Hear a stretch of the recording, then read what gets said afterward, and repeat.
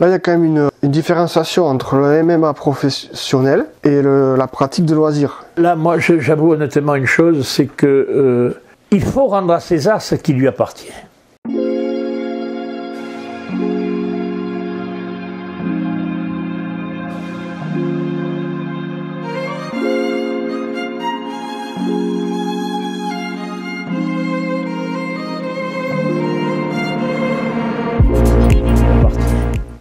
Il y a un sport qui s'appelle la lutte libre. Oui.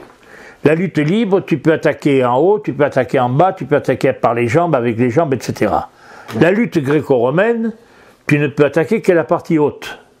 Tu ne peux pas attaquer avec les jambes. Ouais. Et tu ne peux pas attaquer les jambes. Mais ça se pratique nu.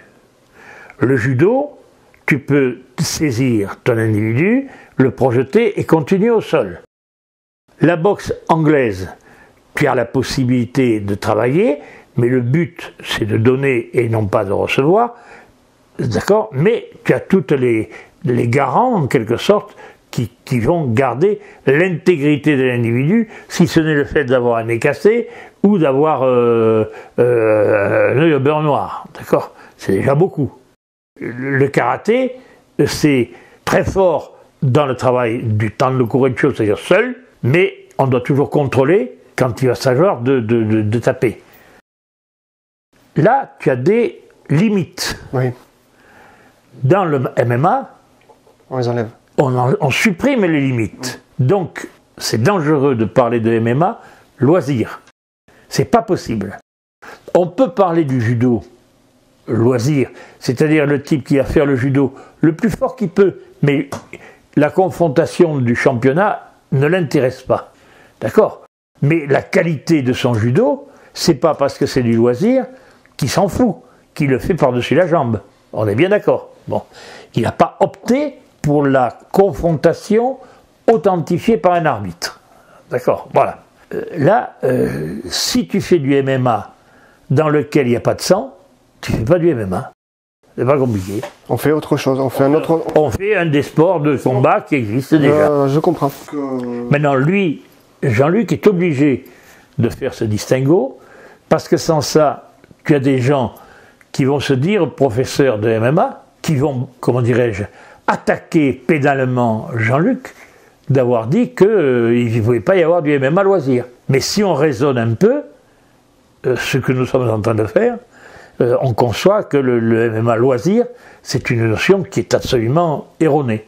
Oui, en fait, alors, pour exemple, le judo a écarté certaines projections et clés pratiquées en MMA considérées comme inessentielles eu égard au risque encouru, limiter aux jeunes judokas l'accès à certaines techniques, modifier les règlements des compétitions. Là, on est en train de constater également une chose, c'est qu'on peut très bien voir que dans la progression du judo vers le MMA se situe une étape, l'étape du jiu-jitsu brésilien.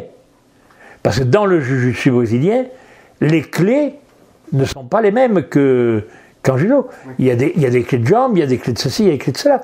Donc déjà, le jiu-jitsu brésilien, c'est une étape vers le MMA. Oui.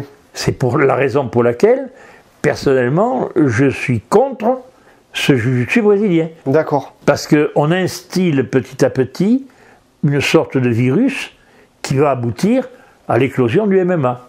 Mais justement, dans la vidéo, j'expliquais, alors c'est là où j'aurais dû mettre la nuance que le judo allait disparaître, dans sa forme médiatique, voilà. Dans sa forme de spectacle. Parce que justement, avec ces sports concurrents comme le jiu-jitsu brésilien et les autres activités martiales ou de ceci, de etc. Cela, hein.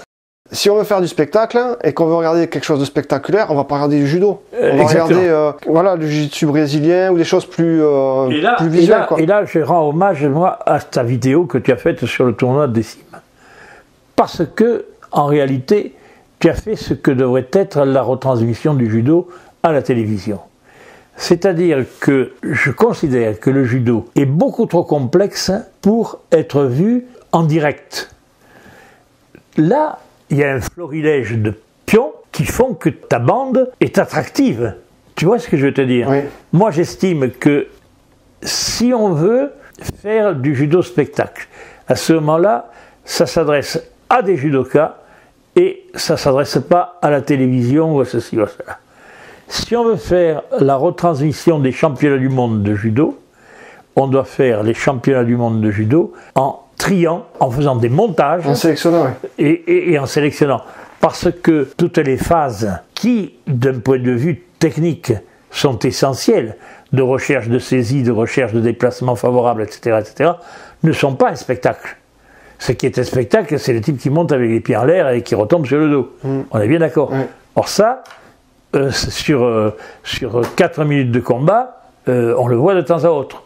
Mais pas sur tous les combats. Non. D'accord. Bon, donc par conséquent, il y a ça. Mais, à l'inverse de ce que je dis là, quand je vois que par exemple, tu as un tel engouement pour le football, où tu as 90 minutes avec des gens qui font 0-0, ou un partout, où est le spectacle? C'est là que je ne comprends pas. Tu prends 80 minutes de handball, tu as 30 pions de chaque côté. Tu prends 30 minutes de basket, t'as pareil. Tu prends du volleyball, c'est pareil. Tu prends du rugby, il y a quand même davantage de choses. Mais je ne comprends pas cette frénésie footballistique qui fait que les gens se mettent en transe devant des types qui cavalent autour d'un ballon et qui ne sont pas foutus de le mettre dans un panier. Tu vois, moi, je sais pas où est le spectacle. Il est plus gros le panier, quand même. Je comprends pas. Oui, mais je sais pas, c'est pas moi qui vais vous répondre. Et voilà. Mais c'est ça, quoi. C'est, comme vous dites, l'engouement. La notion du spectacle, elle est fallacieuse. Ouais, voilà. Peut-être qu'on aura, dans les commentaires, des gens qui pourront nous guider sur des pistes qui vont défendre le MMA.